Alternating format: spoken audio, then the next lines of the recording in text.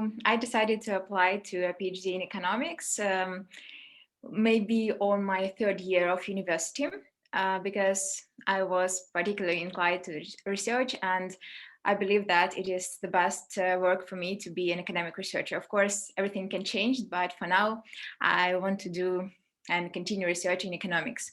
So let me maybe tell something about my background so you could understand like so where I came from and like what were my previous I would say education, what was my previous education and my job, so that you can understand like with which chances I applied.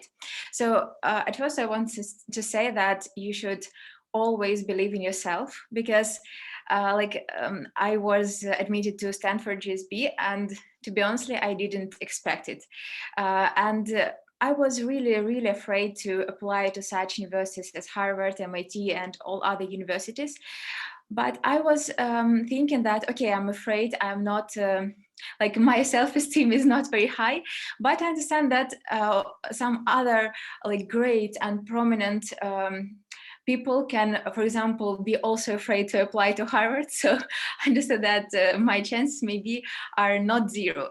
So I did my bachelor's at High School of Economics. I was studying the economics program. Also, I was like a part of the research track where we studied microeconomics on high level, also econometrics and probability theory. So it was a very good like start of like for the research and like a good background, I think. And I also did exchange semester at the University of Cologne during my third year.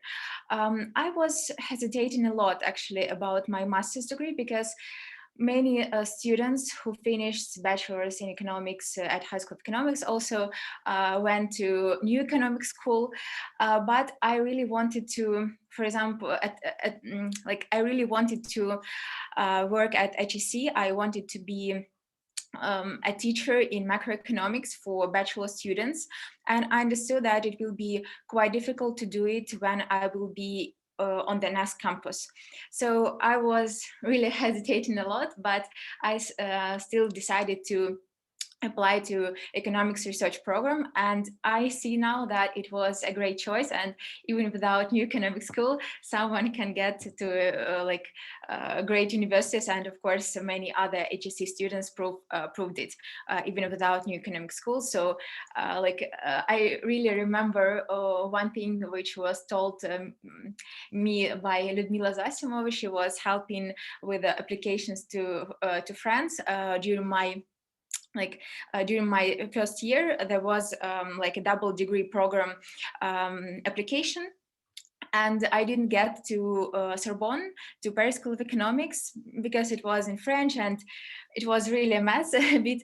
And I decided to go to University of Luxembourg. It's not that prestigious, it's not highly ranked, but she told me that, you know, Dasha, maybe you will be very happy after you will go to Luxembourg, and maybe you will find great people there, and everything will be even better than from Paris School of Economics. And she was right. So you have to always be yourself and follow your path. So during my first year, I applied to the University of Luxembourg for a double degree program, and like all my master's program were really inclined to research. They are not for practitioners, I would say, and we studied macroeconomics on very high level, and the same at the University of Luxembourg.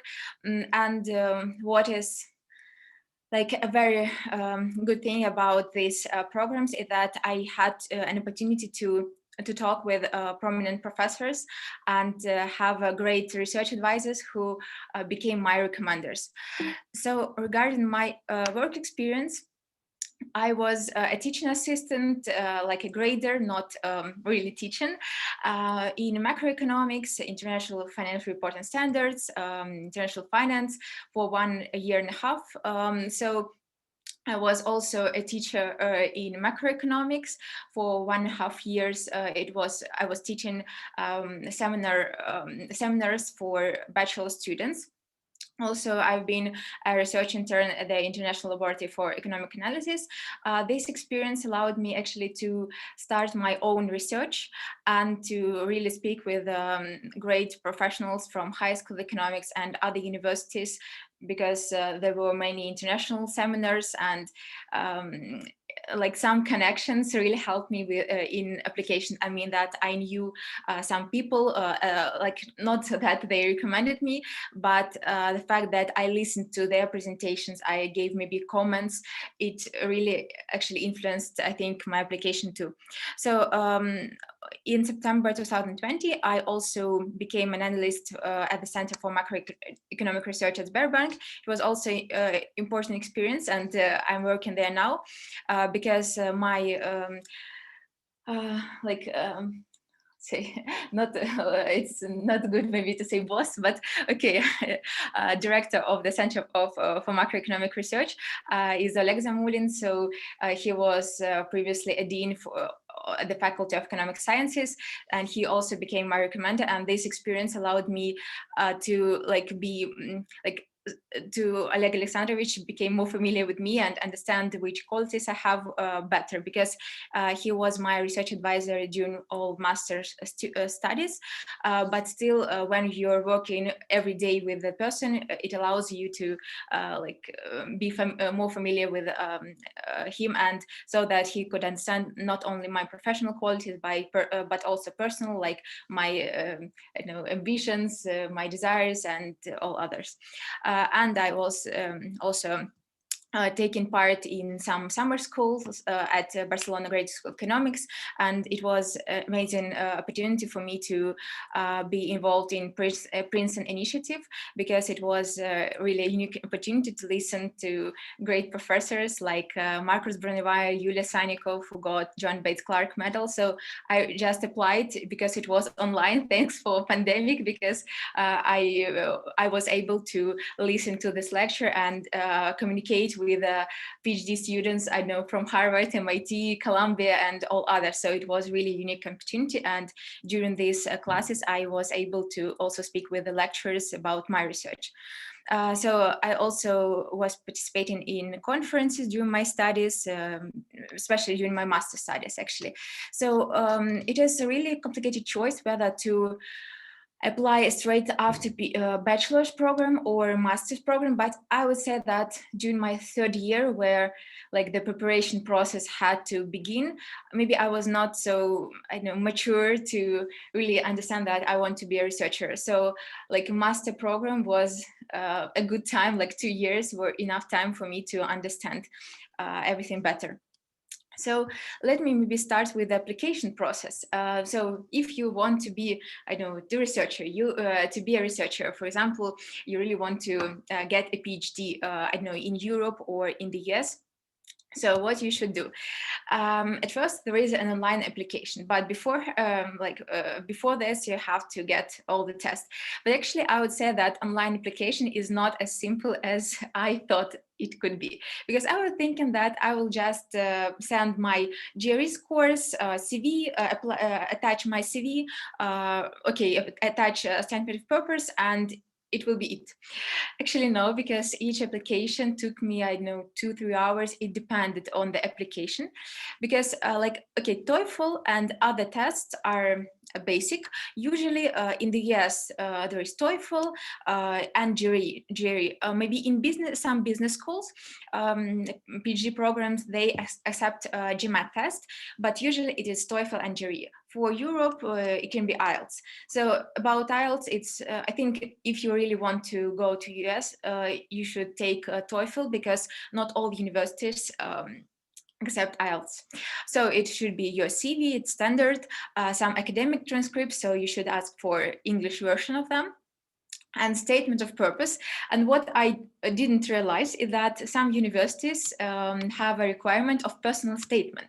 So you have to, not prove that you had some difficulties in life, and that you really tackled many problems. And so it is an interesting part. So for example, it was in the in UCLA, I think in Yale, they required some I know, for example, in personal statement in the UCLA, you had like 500 words to describe some difficulties in your life or how you wanted to become a researcher or something like this. So actually, I described quite a difficult process in my life when it was 2014, and I was studying in Ukraine and I wanted to stay in Ukraine, but when the war was, I decided to go to Russia without any connections, and like my parents were not actually rich, and they also tackled problems with removing to different cities. So I described this problem and how I started working from my first year. So I think it is like more to like a lot of motivation that you were super motivated to get to some university. And essay, so I was also a bit not shocked, but like LSE required an essay like about your research and why you wanted to be a researcher. But actually it was interesting that they required essay, for example, what do you think about inequality, income inequality, or wealth inequality? What do you think about economic growth? What are the reasons, and etc. So, and it's not just a description, but really what you think about some statement. So you had several topics to choose. So you should really see all the websites of all universities you want to apply and see the specific requirements, because some universities say that they have to you have to fill the math preparation form. So I think it was in Minnesota, at Stanford also, actually in many universities like at MIT, and you have to show courses you've taken. So only transcript is not enough actually. So you have to say which course you took, what is the equivalent at the university. So for example, you have to see the courses, for example, at the Stanford economics department. You have to understand to like what your course was familiar to the course at Stanford, for example. So it is really complicated because courses are really not similar usually, and you have to read all the courses and description of courses, all the textbooks, to understand whether your course is similar to others. So you really should take this into account when you're applying, and to take more time for this. And for example, there are also some forms like about microeconomics, macroeconomics. So continuing this speech, that you have to choose the course, your grade, then you have a description of the course, like a program of the course, some basic topics, for example, in mathematics, whether you, I don't know, new limits, differentiation, integrals, and more advanced stuff like stochastic calculus and many other things. So they sometimes require more advanced courses. And you have to show which textbook you used, especially it's complicated when you took the Russian course with the Russian textbook. You have to find an analog of the textbook, and it really took quite a lot of time, because sometimes you have to also mention probability theory, econometrics, and choose like 3 most advanced courses in econometrics, 3 most advanced courses in math, and it takes really a lot of time. And for example, yes, classes taken. Also, the statement purpose is quite basic. Letters of recommendation, there are 3 or 4, depending on the university. Some universities allow 4 recommenders, and I used this chance, and some require only 3, and you cannot feel more, like one more recommender. So this is the basic application. And what is the timeline? I would say that I can say that the timeline is from the first year at the university, because unfortunately, or it's good that grades matter. And I had some not the best grades in a couple of courses during my first years of studies, and I regret it a lot, because I was thinking that maybe I shouldn't have worked too much and I could have a little better grades. And during my master program, I really was struggling to get good grades in order to show that I'm able to, for example, follow the courses which are provided by university, and I can perform well, at least something um, to show that I'm able to do this. And okay, if you understand that you want to be a researcher and to apply for a PhD, okay, grades are important, and especially if you realize this on some third year or fourth year of your bachelor studies or during first year of masters, you should, I think, focus on grades like a lot, and you should really focus maybe on the research to write a good master or bachelor thesis in order to provide an example, because some universities really require some example of your research.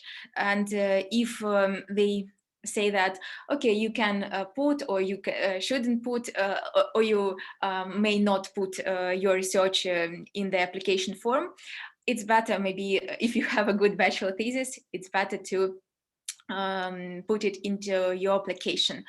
And I think my master thesis was theoretical one, and I spent really a lot of time on this master thesis, and I think it was more or less successful in the application.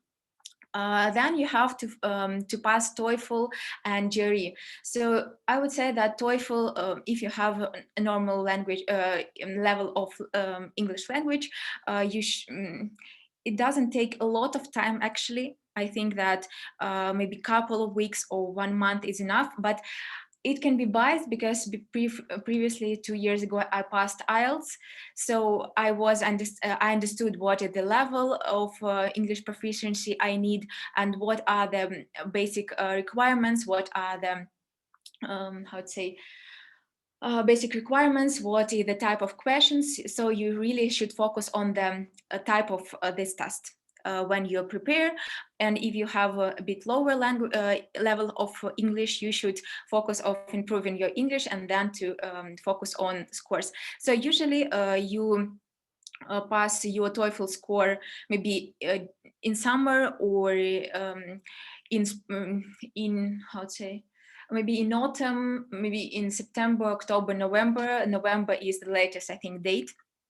And GRE also. So GRE consists of 3 parts. It's verbal, quantitative, and analytical writing. So in terms of quantitative, it's simple math, like 11th grade of school, but you should solve it very, very quickly, and without many mistakes. So like the scores range from 130 to 170, and it's good to, for example, pass for 170 or like 169. So I had 168, and I was thinking that it is a bad grade, that I made a mistake. So I was really I would say frightened of everything, that this GRE score will matter a lot. So the verbal part, if you are not an English, like a native English speaker, maybe it is important, but not so much, because you already passed TOEFL. So I had not very good actually grade for GRE for verbal part, even though I prepared, but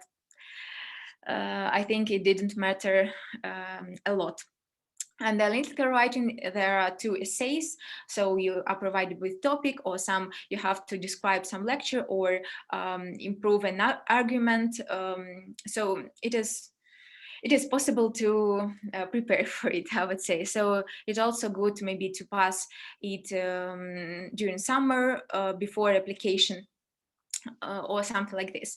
And actually the application dates, they are usually from 1st of December. So like top universities, deadlines are on the 1st of December, like Harvard, Stanford, UCLA, and all of them, like maybe top 10. It's 1st of December.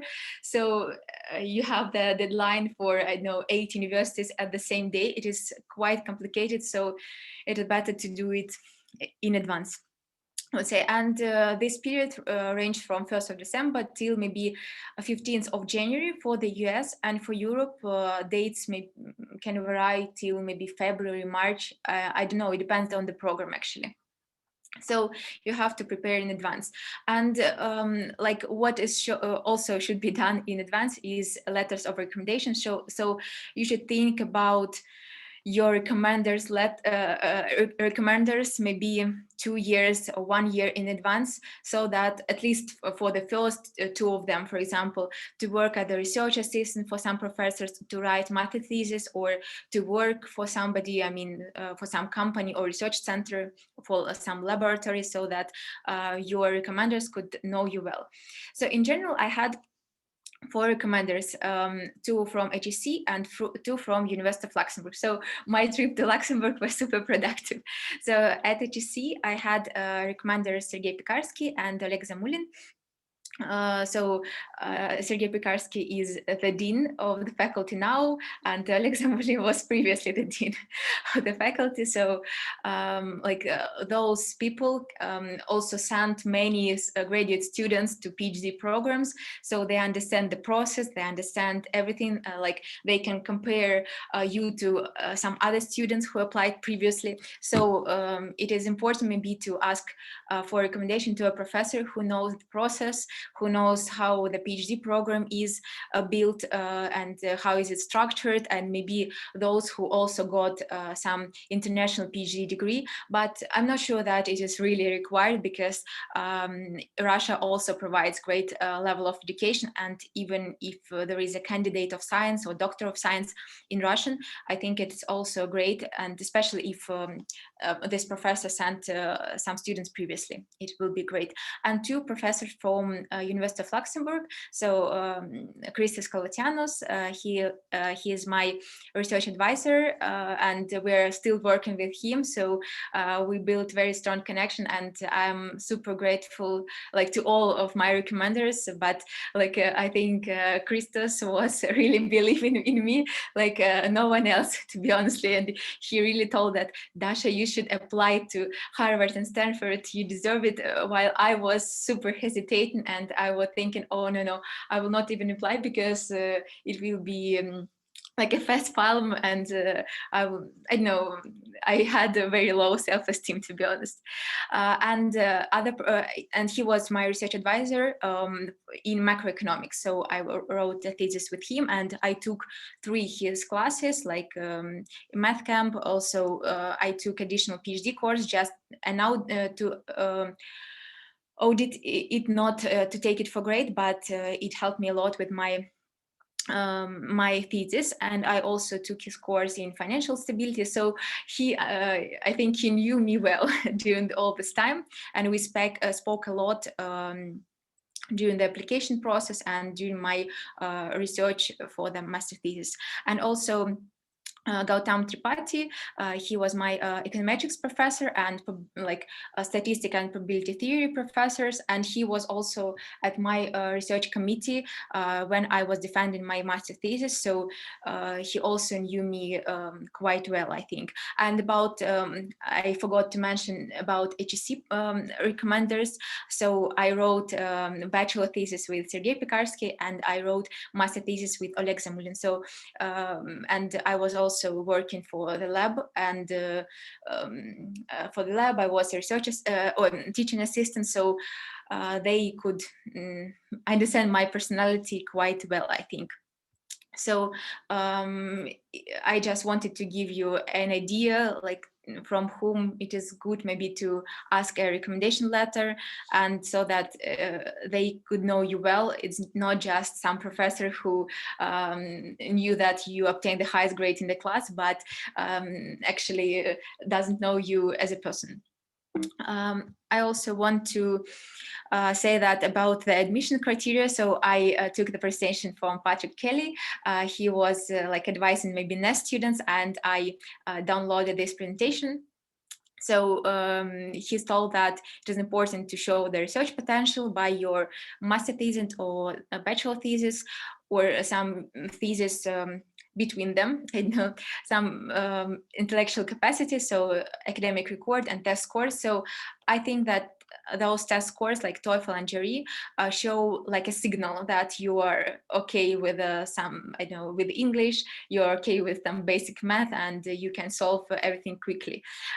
Commitment to academia. So I think that it is important to write in your motivation letter, and it will be the best if it is true that you want to be an academic researcher and you really want to work in the academia. And I understood it maybe.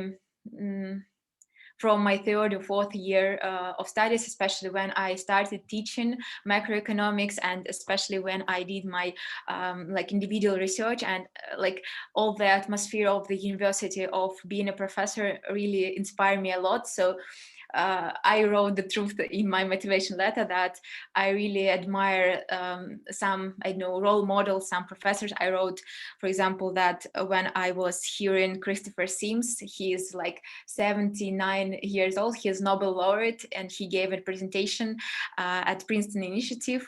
And I remember his courage, his, I know, fire in eyes, even though he's like not very young person, but he was so dedicated to his research. And when I understand that even when you're like 80, you can still have a fire in your heart to research, it is super important. And usually I meet such people in academia. And for example, when I was hearing some presentations during conferences or during also Princeton Initiative, or when I understood how like committed are some professors to research and to teaching, to really popularize science, it really drives me crazy how great is it. And like your freedom, and I understand that there is freedom of research, and at the same time there are many limitations, many constraints, but it is the case in every job, I think.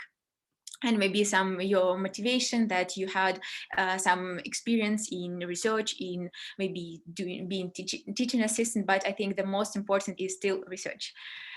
Because teaching is great, but like what professors are looking at the person is their potential to publish in top journals. I'm not sure whether they really understood my potential, whether I have it, but I'm happy that everything went great. So I wanted to also say that you have to prepare in advance, but you also should save money in advance. And I'm happy that I worked during my bachelor studies and during my master studies, because I could afford to apply to those universities. Because at first you have to pass TOEFL, which is like 250. I checked current prices, and you can send 4 scores to universities for free, but you have to do it before you pass the test. And I was so afraid that like I will pass bad, that I didn't mention some universities, because I was thinking if they will obtain my grades, they will like, even if I will pass the second time, they will see my first grade. So I used this maybe option only in TOEFL. So but maybe you should take this option. Also application fee, so it ranges from 65 to 140, and I calculated like the mean of my fees for each university. It is like 100 per university. Like it seems that it is really bad that there are so many fees, but to be honest, I think it is a good thing, because otherwise all could apply to top universities like everyone. But it is like for university, it's nothing actually, this $100, but it shows your commitment. So it is still good that you will have maybe more chances, because otherwise everyone could apply, really. Also, you have to send your scores of GRE and TOEFL. So at the time you receive your scores, you can just go to ETS website and order scores. You just need to know the code of the university, and you just pay each time for each university. So it is still a lot. So it's almost 150 per university. Also for visa, I didn't I didn't receive my visa. I hope to get it, but it is consular fee and service fee. So it's like 500 510. So it's like not a cheap thing, but I think it worth it. And maybe proofreading, because I used the website Fluent Express, where you can proofread like the grammar mistakes, because of course you can ask for some professors to or some even students who are now PhD students. You can ask them to take a look at your motivation letter, but still maybe on the final stage it is good to proofread it through professional editor. So for example, if you apply to 15 universities, your fee will be like this. And I don't know why I applied to so many universities, but I was really afraid because this year was really complicated, because many people could not find a job in industry, because I have many friends who tried to find a job in industry, for example, in Luxembourg, or like good jobs in industry. I mean, in industry is, I don't know, banks, I know, financial institutions, some companies. So it's like academia in industry. So they could not find a great job, and they decided to apply for a PhD. So the number of people who apply increases, but the spots decreases, because many universities decided, for example, to fund their current students and not to admit as many students as they were doing before. And for example, I've received an admission letter like that. I was admitted to University of Pennsylvania. It's a great university, but they told me that unfortunately they cannot fund me, so I will not pay the tuition fee, which is quite big actually, because for your university pays for your studies at the PhD program, like 50,000 a year, or like 40,000 actually, the true cost of this. And they said that, okay, we will surely pay tuition fee, but you will not be provided with a fellowship. So, and it was actually insider information before that, and I didn't know about it. So they told me that if you have grant, please, like everything will be fine, like National Foundation or some other grants. I think if you have your source of money, please, we will welcome you, but we will not provide you with a tuition.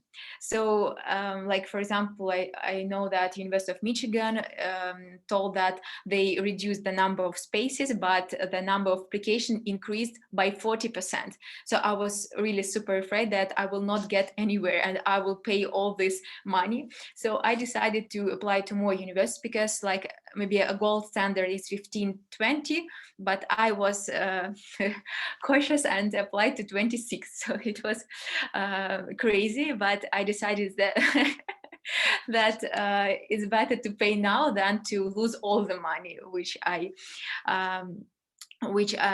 already spent. And actually I took two attempts in GRE score, because the first one I just wanted to see how the online exam will work, and it was a very good choice, because for example, during the online test, you have to write on the whiteboard by marker. So you have to erase everything quickly, because all math tasks in GRE were like, they were small, but they required a lot of derivations, like small ones, but still, and you have to erase everything very quickly. So the time passed very, very quickly, and I even didn't finish all of them tasks. So I received not a very good score. I understood that I have to pass once again. And about GRE score, so maybe it's good to have 165 on quantitative, but I'm not sure. I'm not in admission committee. TOEFL, it's the strict requirement for many universities that it is from 100.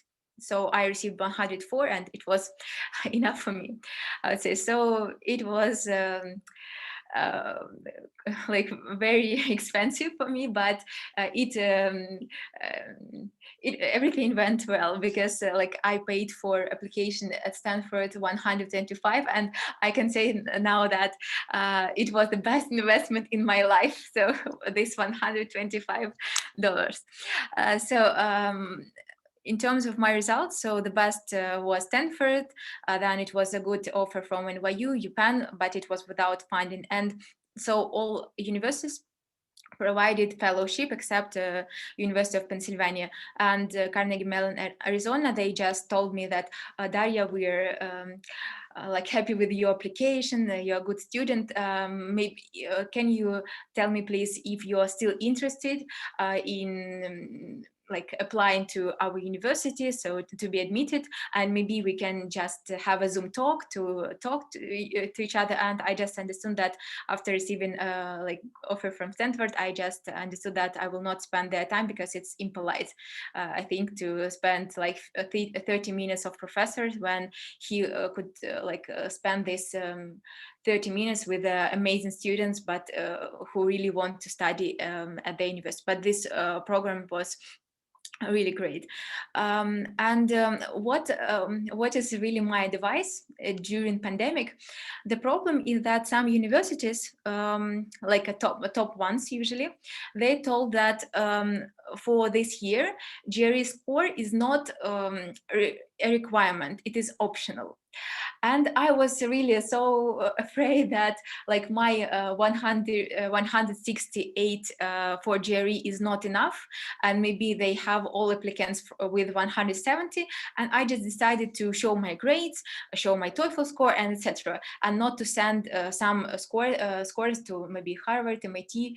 I'm not sure that I could be admitted there, but still I think it's better to send.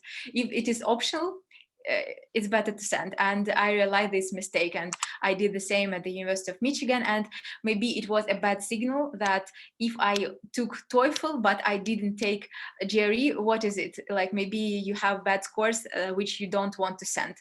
So maybe it was a bad signal, but I was quite cautious about it, because many universities you had to fill the form with your courses. So I thought that it would be okay with it.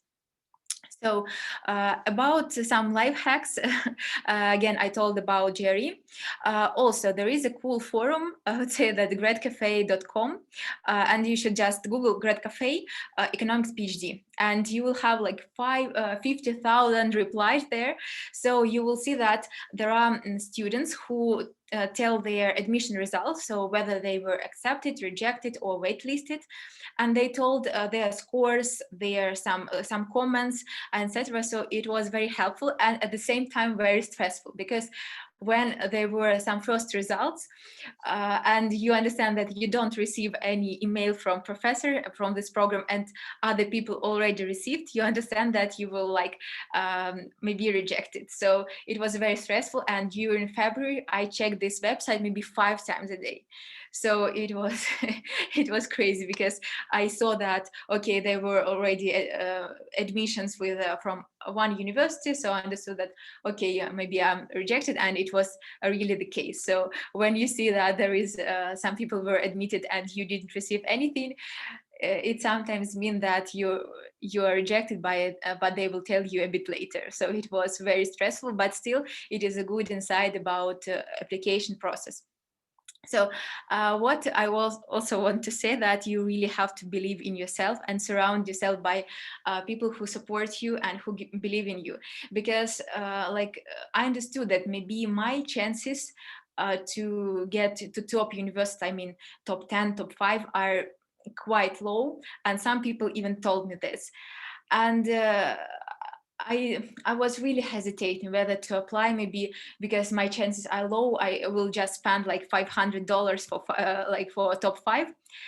But don't listen to these people. At least, okay, maybe you will be rejected and it will be the worst thing in your life. But if you will be accepted, it will change you everything. And really not many people believe that I will be able to get into top universities, I would say.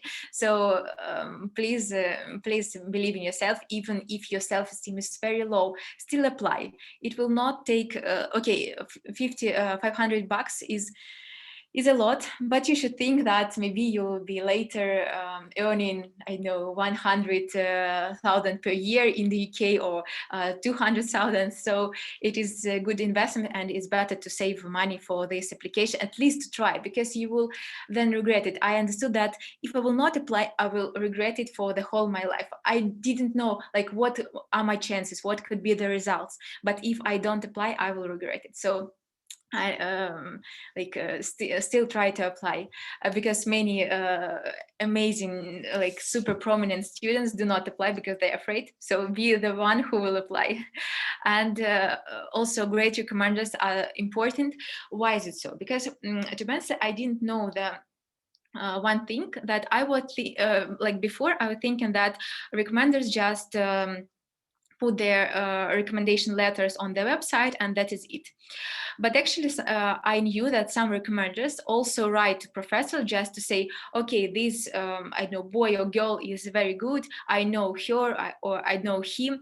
He did a very good job. And especially if, for example, these professors know some professor from that university, because it is credible. It is more credible if they, I know, studied at the same university, if they met at conferences, and like if your research advisor will do this for you, it will be a very good thing. It's I would think that it is considered as bad.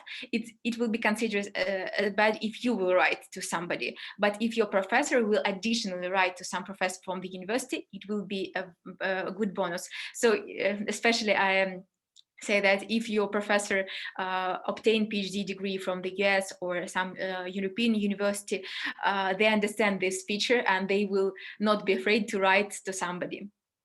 And this is my life hack here. So in terms of, you can always write to me, because it is super important also to ask a PhD student. So, for example, Igor Molkov also helped me when I asked him about application process. So I am super grateful for such students who can share their experience, to share some insights. And I also watched webinars for PhD, also by Igor, by Ivan Korolev, and like many other students. And I gained some insights about the application process, which is not so clear or not super evident.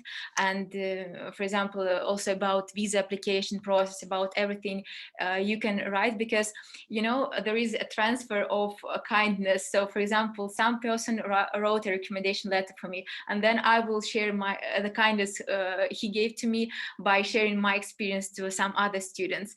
And maybe you will not return this to the professor who gave you a recommendation, but you will transfer this kindness to some other people. So please don't hesitate to write to me. Maybe it's better to do it, I'm not sure, in Instagram, because sometimes I don't see how to say, I don't see messages because they're I don't know how it works in Instagram, but sometimes I don't see it. And I just wanted to share with you some table which was quite useful for me, because in September I decided to understand which universities I want to apply, and just wrote all the names of the universities in order not to meet the deadline. So for example, as you can see that, for example, Princeton, Harvard, UCLA, Stanford had a deadline on 1st of December, then 2nd, 5th. So I had let's say weeks without sleep, several days without sleep because of these applications. And then it is 15th of December, then it is 17th, 18th, then it is Christmas, so there are no application. Then in January, some of them are in January. Then you can write, for example, TOEFL or GRE code, for example, to say some specific things about writing samples. So for example, as you can see, LSE was requiring writing on the topic, so some essays, so you have to prepare for this in advance. Actually, I didn't follow this advice all the time to prepare everything in advance, but it could help me a lot. For example, some math preparation forms, and all the fees. So you can see that the most expensive is California, like 140 or 185. Universities like in the middle of US have a bit lower fees. And for example, I sent that I marked which universities I applied already and which codes like TOEFL scores I sent. So as you can see, I didn't say put to San Diego, to MIT, to Michigan. So it was a mistake, I would say. So it's better to send your score and still not be afraid. Yeah. So again. Like what I wanted to say also, maybe because I wrote some things. So about funding, you usually receive funding from the university, and it is quite generous. And usually universities understand how much money you need to live normally in some state or some city. So financial aid differs a lot. Usually it is from, I don't know, sometimes from 25,000 till, I don't know, 45, and you can also win additional grants. So it depends on the state, because in California is super expensive, and financial aid is of course is say more expensive or more generous, I would say. But for example, I applied to housing at Stanford, and it will be like 1,400. It is not even studio. It is like two bedroom, two bath, like a double occupancy with a kitchen. So, but it is a good accommodation. And I know that in some states there are like maybe 600. You can find a studio. So it really depends on the cost of living. Again, about what I could do better is maybe I'm not sure how it worked, but maybe to spend more time on applications. I mean that during the time of application, I was starting my work at Sberbank, and it required me a lot of time to at least adapt, and I was working full time. So it was complicated, but still without this work, I could not how to say, meet Oleg Zamulin like properly, my recommender, and he also could not know me as well, as good as he knew me after my work. So it is also important. But I also was teaching macroeconomics. I also was doing reports for laboratory for macroeconomic analysis. But still, all this experience was a great, how to say. A great asset to my application. So I didn't sleep a lot, I would say, during this time, but maybe I could work a bit less, and to arrange more time for applications and to verify everything a bit better. But still, it goes like this. Maybe about grades, that if I could understand during my first year that I will go to PhD, maybe I could work more. At least I was always wanted to study and know something, but sometimes I, for example, I don't, maybe could allocate even more time for studies and to get better grades. But it's like this. And yeah, also my advice to ask some PhD students what is their program, whether there are some cons or what are the pros of this program. So to ask help, and maybe ask help from professors to proofread your letters, like statement of purpose, and to ask recommender. And actually, what about also online application, what is important is that how the recommenders will put a letter of recommendation. It is actually not a simple process as I also thought. I was thinking that it will be easier for professors, but actually you have to so you, for example, you create your online application. You have to show, provide your like name, surname, date of birth, and email. Then you have an access to online form, and you can go to recommender's letter and just fill all their details, and automatically the link will be sent to the professor, and he will or she will open the link, and he or she should also like not fill the application form, but like sign in, log in everywhere to each university. So I'm super grateful to my professor who did all this for 26 universities. Like it is crazy. And what is important is that you should do it in advance, so that they could have more time for this. So at least create your form in advance, not the last day, at least maybe 2 weeks in advance, so that they could upload everything on time, and so that you will not send some excuse letters to university that sorry, my recommender will upload it later, beat sorry. So deadlines are strict, so if you apply later, it will not be a good thing. So you should do everything on time. So the deadlines in the US are quite strict. But for recommenders, maybe it's less strict, but still it's better to do it on time, I would say. So it's more stressful if you do it after that deadline. So I think that is all. Maybe I can answer some questions in the chat.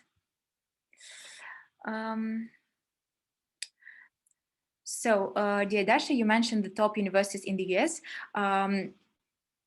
Were middle rank or state universities also an option for you, or you did include them categorically? Oh, okay. About them choice of universities, I don't recommend to choose only Harvard and MIT, because it really depends on the committee. It's so like personal. So of course they have some criteria, but still maybe there will be not a good match on the department with your research interests. So it's not maybe a good choice to apply only to top universities or only to bad universities. I mean, I was considering top 50, top 75 maybe universities in the US. I mean, I just saw a ranking of universities of economics programs. I also took a look at the ranking by REPEC, by the best departments, research departments. I also took a look at the professor there. So of course, it will be actually not a big difference if you get into top, maybe, I know, top 20, top 50, or something like this, or always top 5, top 10 universities. I think are interchangeable. Like for some fields, Harvard is worse than, I know, some university which is top 50, because if you are interested, I know, in dynamic games, maybe there will be not so great professors at Harvard. So you really should take a look at them. At people who are at the department, and what are the, I know, flyouts, and what are the I'd say employment after this program, to which universities former students got into, or some institution like IMF or industry. So of course I was considering all. I mean, as you can see, that, for example, I applied to Arizona State, which is in some rankings like, oh, sorry. There's something wrong with presentation. Sorry, I don't know, where is it? Yes, okay, everything is fine. So as you can see, Arizona State is not the top university, but for example, Rainish Mera, like the Prescott Mera puzzle, as you know, maybe as you maybe know, Rainish Mera, he is working at Arizona State, and there are cool professors. So I also applied, and you have to take to have also some options, which are, maybe you will not be like the happiest person in the world to go to get into this university, but still you should maybe apply to a university which you really don't want to go. You should still take a look at the like good universities, maybe which you will be fine to get accepted to.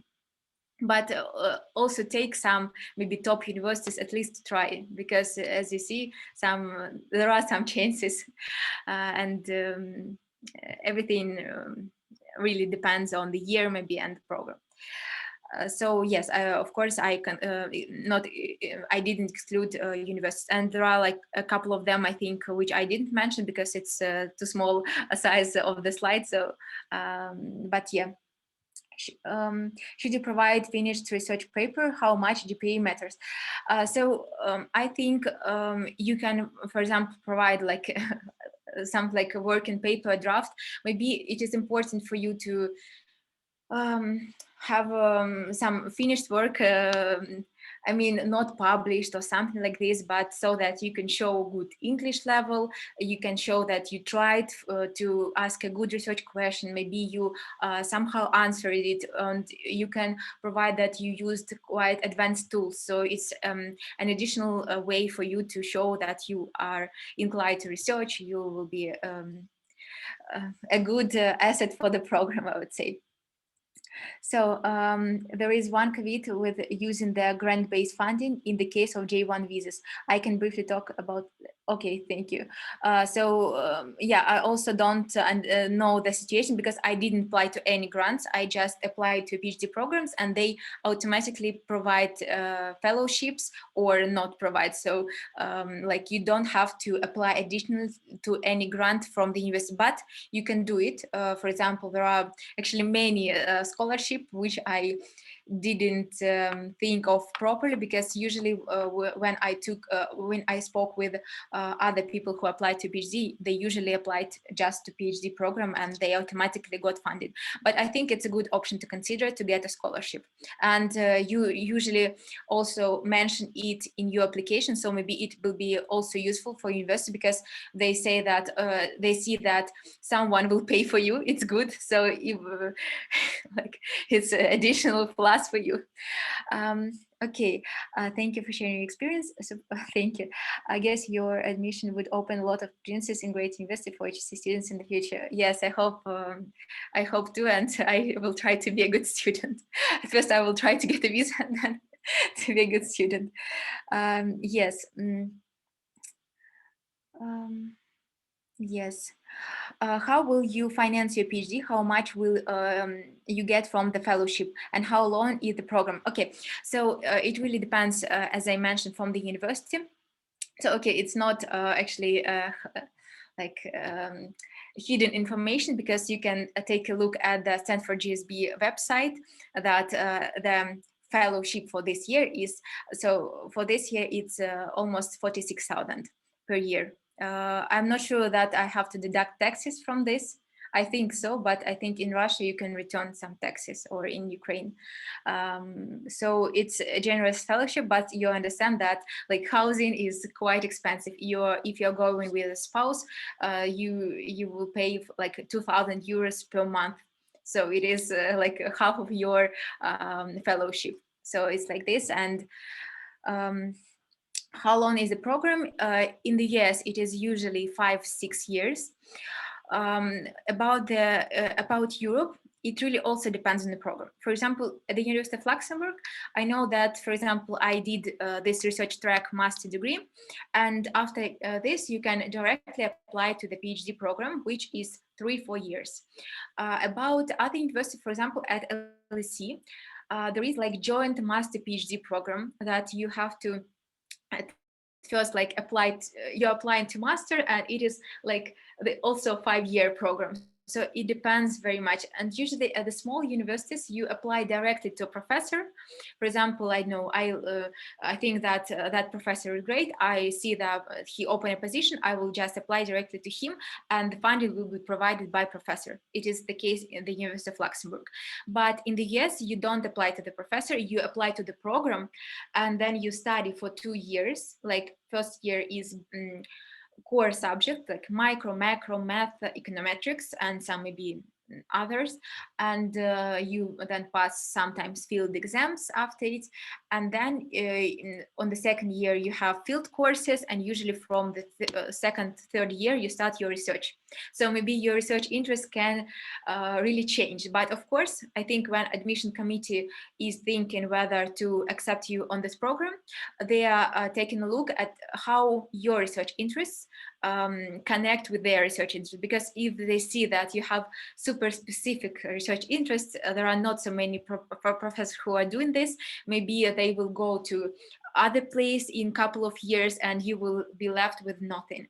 So it is important. And in terms of motivation letter, I mentioned that I took a look at the department, etc. I mentioned, for example, 3 to 4 professors which I'm interested to work with, and also I showed that, for example, with this professor, I know watched his presentation on this conference, and I, for example, use their research as a ground for my research. I know I cited his paper in my research or something like this. So to show that you did your homework, you took a look at the department, and also that your research interests are connected. And then I also wrote that, but I'm very open to new areas of research, so that if they will, all 3 of them will go to another place, I will still have some people to work with.